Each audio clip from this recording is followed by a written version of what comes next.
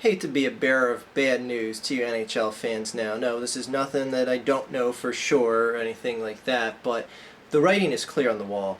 Fighting in hockey is about to be gone forever. And it's a lot more than that George Peros Colton Orr fight between the Canadians and the Toronto Maple Leafs on the first night of hockey this year, nonetheless. If you didn't see that fight, I'll leave a link in the video description. It'll take you to a video of it and a story about what exactly happened. To sum it up, if you don't want to see it, because it is pretty graphic. The two guys were in the fight. George Peros has his jersey grabbed by Colton Orr. As Colton Orr's fallen to the ground, he tugs the jersey, or he's kind of just like holding it to stabilize himself. But he brings George Peros to the ground, where he hits his head and mouth. Like his jaw and mouth hit the ice, just like slams down. It was very horrific. He's laying there in a puddle of blood, and he sustained a concussion from it, amongst other many injuries to his face and all that shit.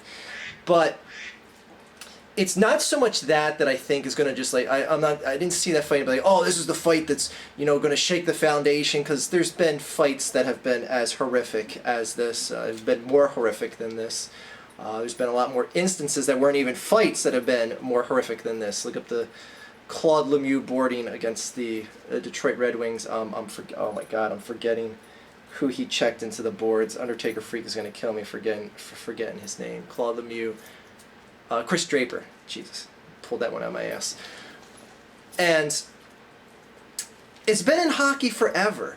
And it's getting to the point where people are like, well, why is fighting even in there to begin with? Why does it even have to be part of the game? All these questions are coming up because we are living in a more pussified time, for lack of a better term. In some ways, we are less pussified. Like, for instance, watching martial art fighting on TV with MMA, UFC, stuff like that.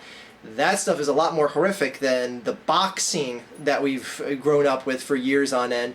That's basically, could be seen as a more violent form of boxing, for lack of a better term. But when it comes to professional organized sports, with like stuff like the NFL, and the one thing that really got me to being really concerned about fighting going away completely from the game of hockey is when the NFL Players Union, or a group of players, came together and sued the NFL for concussions they sustained, injuries they sustained, claiming the NFL knew about this and didn't take precautions to cut back on injuries and stuff like that. And anyways, there was a big lawsuit, was settled. Owners have to pay out hundreds of millions of dollars, not each, but it's a collective pool of people that are going to be pulling from, it's like several $100 million, but that's all beside the point.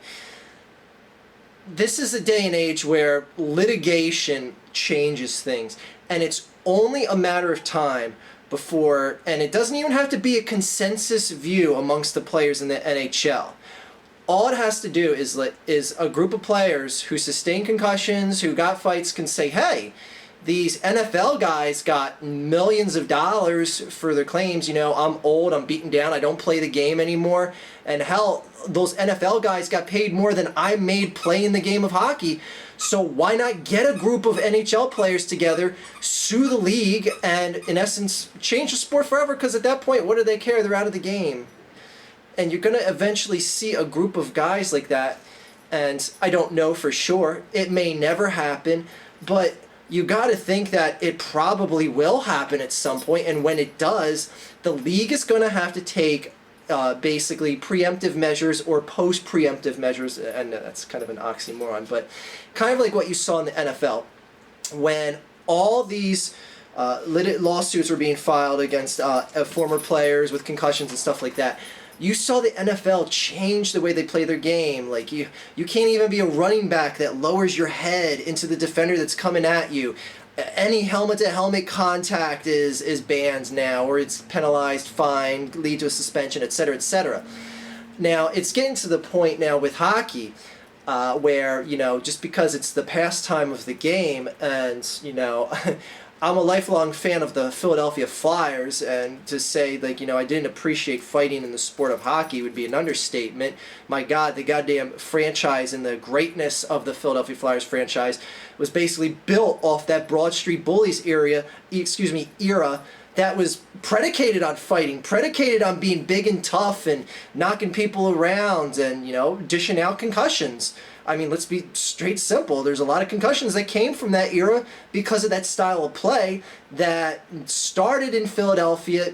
You can't say like it started completely there, but a lot of teams adapted that style of play to compete with the Flyers. And anyway, finesse play started going out the door and more just, getting a goon to knock around the guy that's the smart ass on the team, and all that shit helped evolve the game to what it is today.